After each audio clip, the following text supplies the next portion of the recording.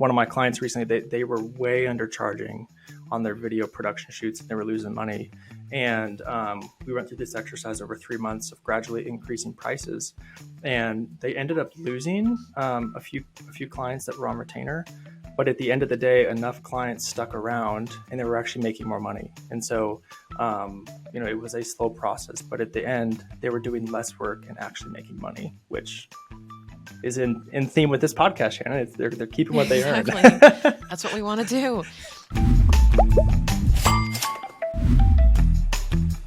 Hey, Paul, welcome to Keep What You Earn. Shannon, it's great to be here. Thanks so much for having me on. Of course. So just, say hi to everyone. Let them know who you are.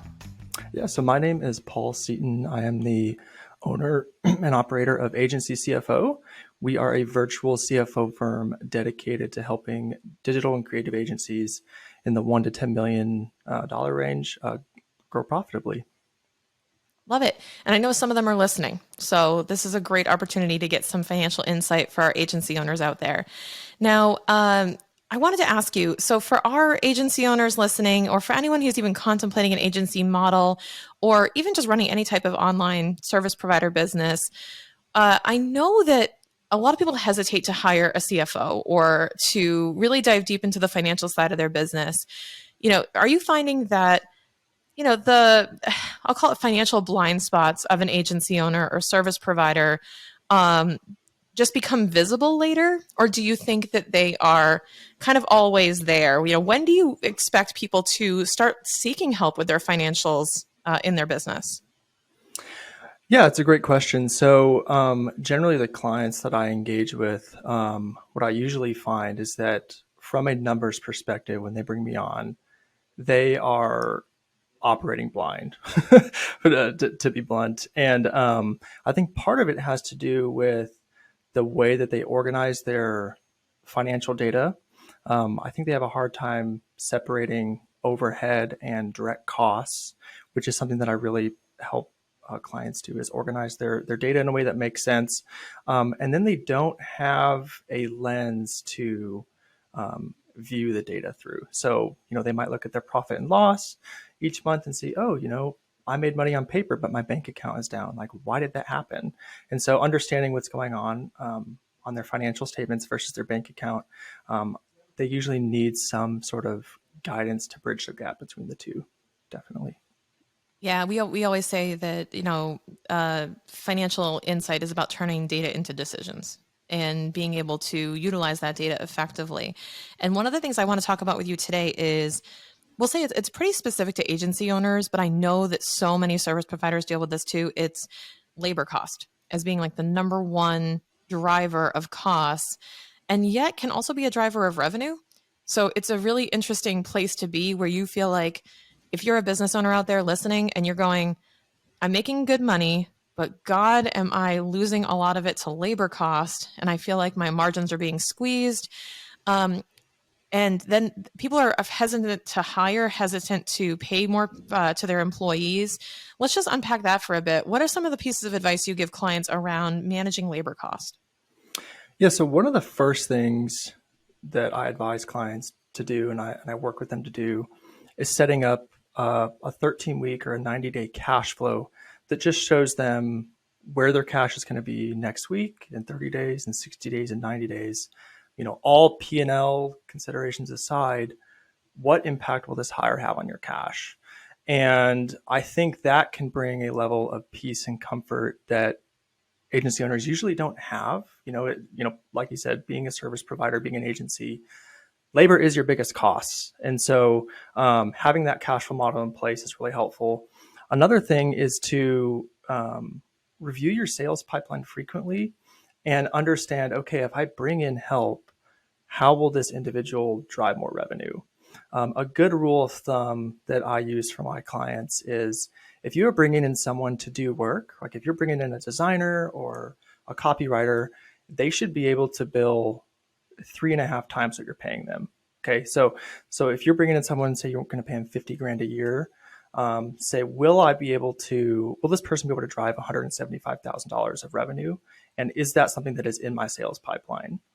And if not, if that's not something that you think is feasible right now, well, then you need to assess your current org structure and figure out if people are in the right seats. So that's something that I And when advise you, is, yep, go ahead.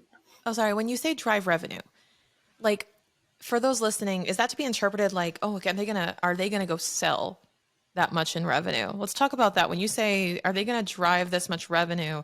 In what ways can you get an ROI on those labor costs?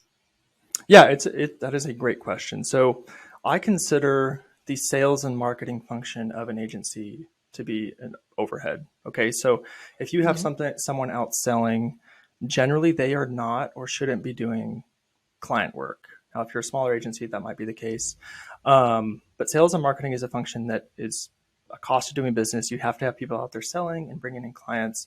What I mean by driving revenue is, are they able to actually do the work that clients are paying for? So, are they designing a website? Are they developing a website? Are they producing copy? Um, Things of that sort. Yep. Got it. So enabling you to earn as a business that much in revenue, whether or not they're actually like selling it, but making sure that there's an ROI in terms of what they can produce, right? Yes. Yep. Totally. Got it.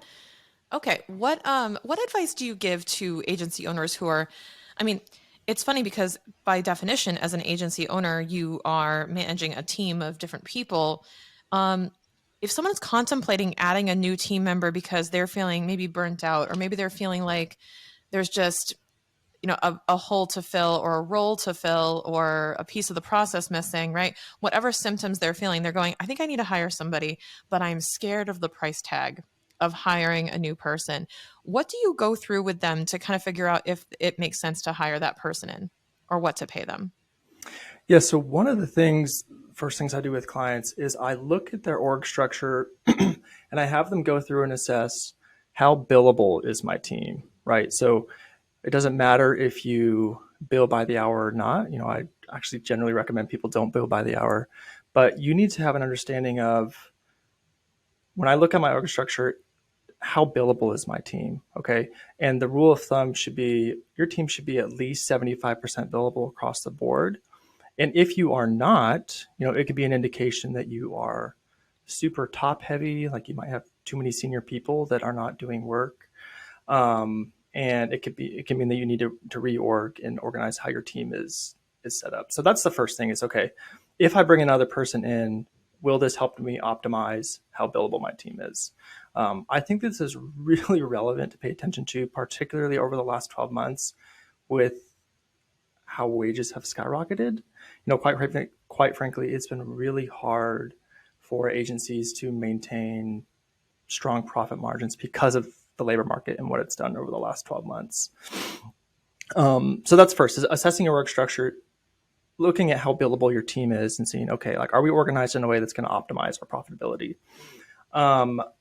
The second thing that I recommend is that you get a third party comp study done. Okay.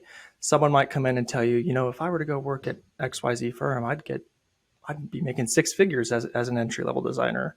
Well, I think if you have a third party comp study done, particularly today, when wages have done what they've done over the last 12 months, it can bring some objectivity to whether or not you are competitive in what you're paying people. Another thing I recommend is, if they give you a salary range, say, the comp range that comes back from your third party study is between 40 and 60K, maybe for an entry level project manager. I like to put the base, I recommend that you put the base on the lower end of that, and then put incentives in place that would bring their total comp up to the higher end, so that you are aligning agency profit goals or revenue goals and their performance. Okay. And that's gonna incentivize the employee to do good work and support the goals of the agency.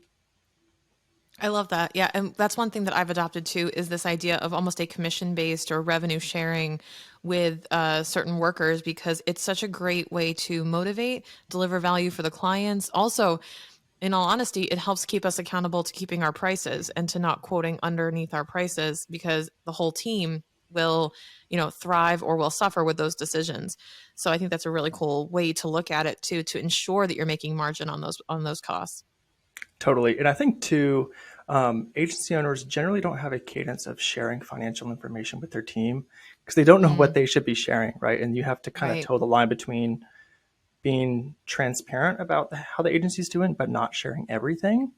And so I Hmm. think using like revenue, like sharing quarterly revenue with the team and saying, hey, if we hit X amount of revenue this quarter, and you need to know what your capacity is and what it should Hmm. be, um, then it means Y for your bonus. And having that level of transparency can be really helpful to taking emotions out of decision making and how to compensate your people. Yeah, it also puts everyone on a kind of a shared mission and understanding how close they are to meeting that goal. It just reminds me, I just walked into my gym the other day and they had one of those like drawn thermometers, right? You know, whenever you're trying to like a fundraising goal or one of those Oh, things, you have like totally. that Yeah. thermometer. Yeah. So they had one of those thermometers and they were actually doing a campaign to say, if we get back to pre-COVID membership numbers, we're going to do a party and have a big event here for free that all the members can enjoy. So they're actually rallying all the members to get referrals so that we can all have a party. So it's kind of like bring your friends and we'll have a party, get them all to sign up. And I thought that was such a cool way of looking at it to say, let's mobilize the community to bring people in and let's just share our numbers. Like they actually showed how many members they have. And we all know what the costs are. So that was a really cool act of transparency by the business to say, hey, this is how much we're making and we want to be higher. So please help us so we can stay in business and we can serve you. And I actually kind of like that level of transparency. And I think that even though it's probably taboo to share a lot of your numbers, I think it can have some benefits too. Yeah, totally. And so I'm a proponent of paying out bonuses quarterly, but like you Hmm. said, having some sort of visual reminder to help drive the team towards achieving your goals can be really helpful.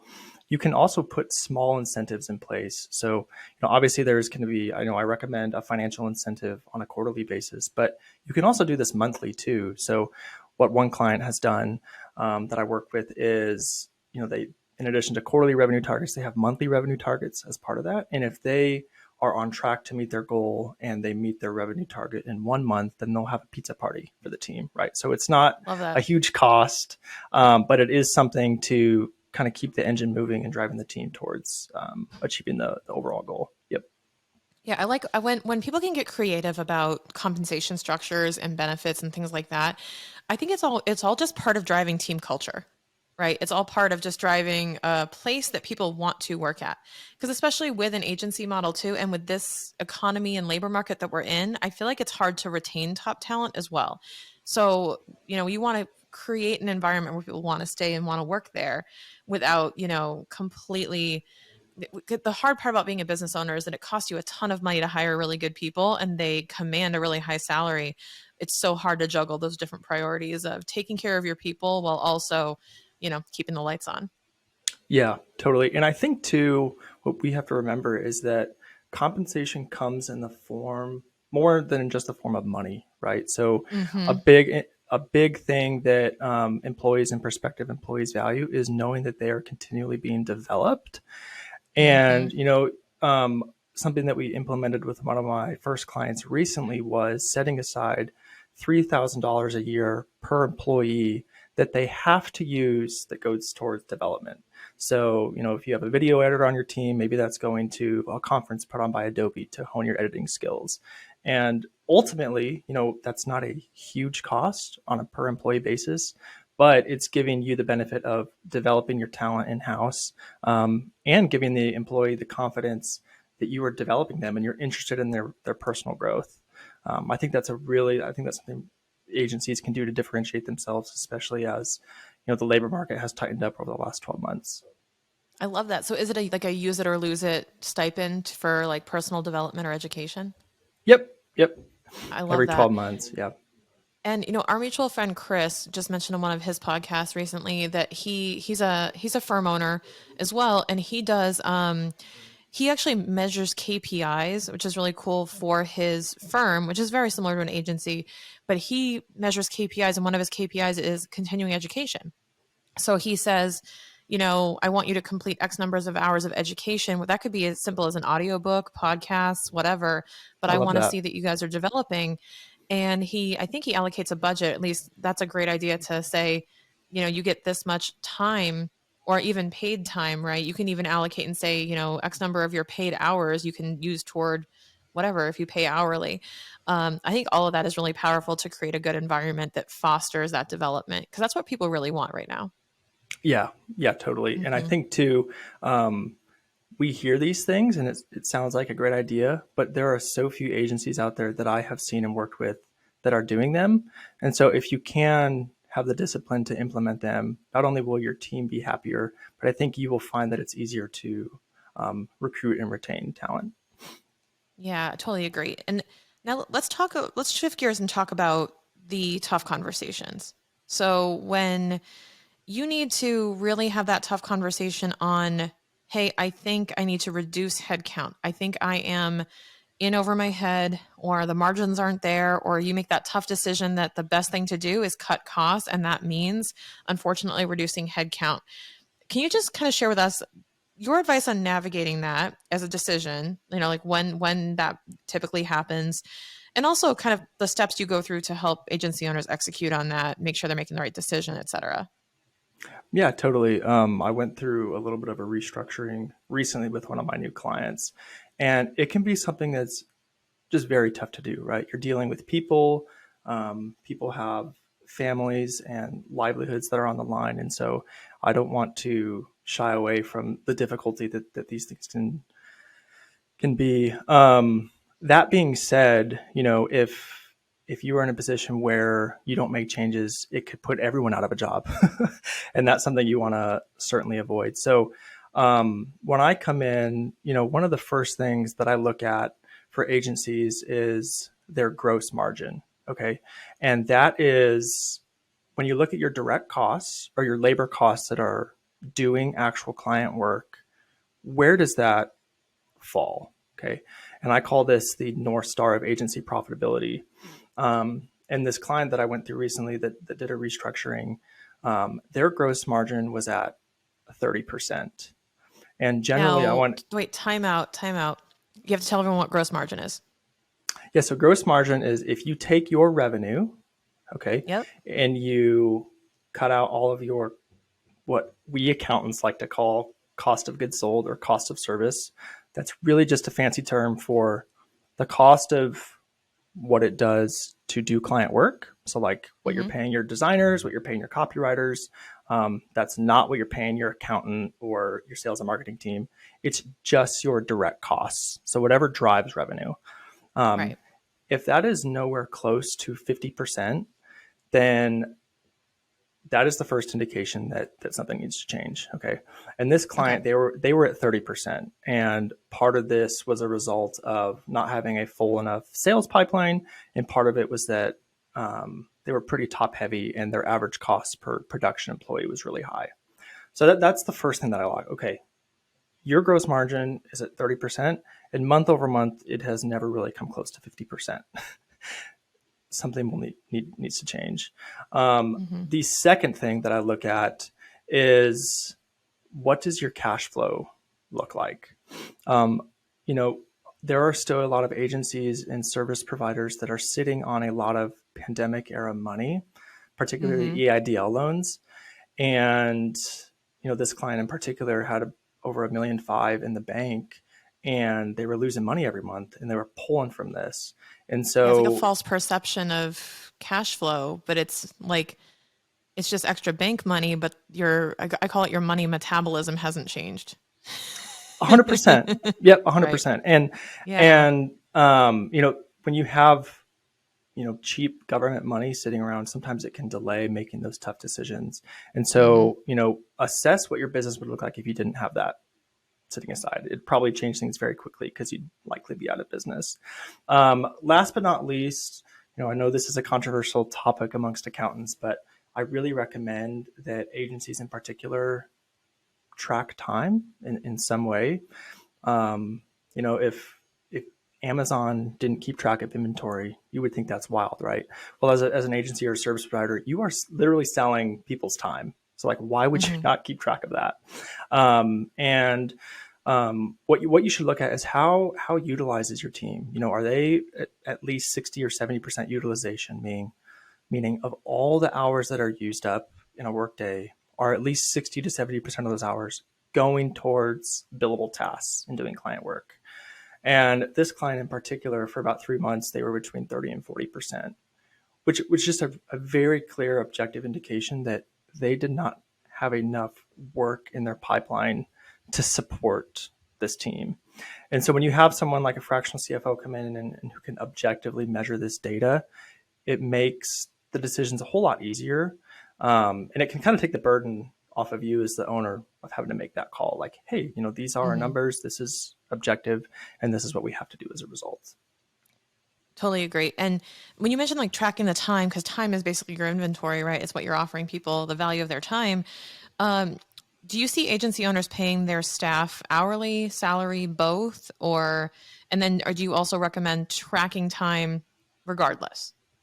Yeah, so generally, I mean, most agency owners are paying their people on a salary. Mm-hmm. Um, and sometimes people think that they want you to track their time because you want to hold it over their head like they're not being productive enough.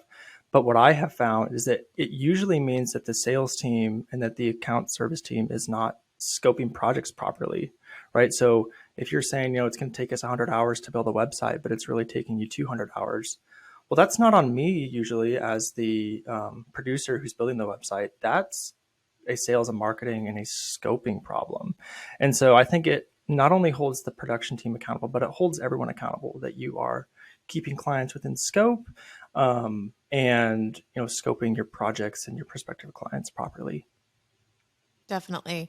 What could you just walk our listeners through a quick, maybe like a quick and dirty way they can sit down right now if they have a piece of paper and a pencil or their phone to kind of compute how profitable someone is. We'll just take one person in their agency and maybe they're saying, "Hey, I just want to know like how productive or utilized or profitable is this person?" Like just can you go through maybe how to measure utilization, how to measure if they're a profitable team member? Yeah, so I think the first thing you can do if you have track time, in a 52-week work year, people generally have about 2,000 hours that are available to work.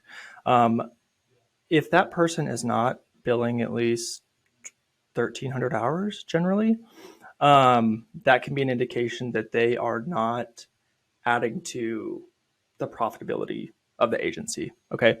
Um, Mm-hmm. Second, in the agency space, people use freelance talent a lot, to Mm-hmm. supplement gaps in their ability to service clients. I have found that the markups on outside work are nowhere near where they need to be to support bottom line profitability. And so, if you're paying, if the North Star of agency profitability is a 50% gross margin, okay, well, what that translates to is 100% markup on outside work. So if you're paying me $50 an hour to do copywriting for you or to help design a website, you need to be charging your clients at least $100 an hour for my time. And for whatever reason in the agency space, markups generally tend to be 25 to 30%. And that's going to translate to like a 20% gross margin. So I know I'm throwing around a lot of numbers here, but I think those are two things you can do, looking at your internal team and how billable they are, and then looking at your markups on freelance talent and where they should be to drive bottom line profitability. Yeah, because I think what happens is a lot of online business owners or newer entrepreneurs start with their prices. So they start with, this is what I'm going to charge. And then, oh, that's how much the person costs. And then they kind of just go, oh, and then I guess this is how much I make after. And as long as that is more than zero, they think they are profitable. But they don't realize that there's a part of that goes into paying their operating costs and other things and incidental costs that come up where you want to maintain where you're making. I mean, this show is called Keep What You Earn, right? So what Paul is saying is you want to keep at least 50 cents of every dollar, you know, after the labor cost. So at least we want to be, I mean, if we're higher than that, great. So that just means you have to either increase prices or lower your labor costs. But at a certain point, the market tops out and you can only charge so much for what you do, depending on what you actually do, right? And what the market will pay for it. So this is a little dance that we have to do, and we have to play around with a lot of numbers. It's kind of like a really complicated stereo speaker with all these dials. You have to keep turning one at a time until something clicks. Would you agree with that, Paul? It's just kind of this constant evolution of, tweaking things. Yeah, totally. And I think it particularly becomes a challenge as you are scaling and growing and adding team members. If you Mhm. are a small shop and you're doing the work, um, quite frankly, you can afford to charge less because you don't have overhead and you don't have a building and you don't have maybe an accountant to pay, like you're a really small shop. But as you scale, you will have overhead. You need a sales and marketing team. You need an admin function. You need to pay your rent. Um, these are all costs of doing business that are going to be there regardless of whether or not you bring in more clients. And so that's one of the reasons I really like to work with owners to separate their direct costs and their overhead, because it gives them visibility into why they need to be charging what they should charge. Yeah, and even before you have all these costs, if you're presenting in the marketplace a certain price point, you're also training your audience, your market, your customer base to expect that that's the value of the service. And what's so tricky is your costs will increase and then close that gap, and then eventually you have to raise the prices. I always find though that raising prices is always really, really tough to do when people expect it to be a certain amount, and then you'll end up getting, a little bit of resistance or whatever. And even talking to existing clients and saying our prices went up, it can be uncomfortable. So I encourage anyone who's listening to consider Paul's advice and actually think, if half of my costs went to, labor and overhead and other things, or more than half of them, what would I have to charge? Because my client doesn't know. My client can't see what I pay. So how do I want to set my standard so that when those costs do come in, I'm ready for them and my price can accommodate them? Would you agree with that type of advice? Or would you say, yeah, go ahead and charge what you want when you're small, but it will evolve? Yeah, and I think too, like this doesn't have to be a take it or leave it sort of decision. You can test Right. different price points. Yeah. If you're doing work for ABC company, but they don't know what you're charging other clients, and so you can test various price points and see what sticks and what doesn't. Yeah. One of my clients recently, they were way undercharging on their video production shoots, and they were losing money. And we went through this exercise over 3 months of gradually increasing prices, and they ended up losing a few clients that were on retainer.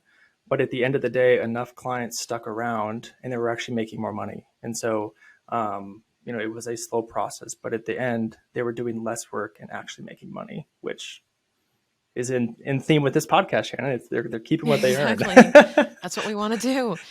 Paul, thank you so much for being on the show and sharing that with us. Do you have any parting pieces of advice for our listeners? Yeah. So one of the things that I do is building out a budget and a forecast for clients.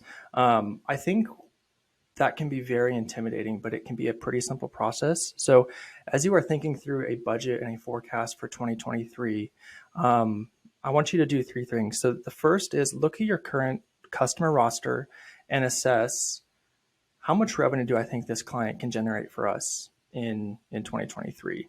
A good rule of thumb is say, can I grow this customer by 10% in the next year? Um, and then when you look at that revenue, how does that align with your overall revenue target? So if you say you have a $5 million sales target in 2023, and you think you can get $3 million from your current client roster, well, then that means you have to make up the difference in $2 million of new business. Going through this exercise can be really helpful to creating realistic sales goals for teams.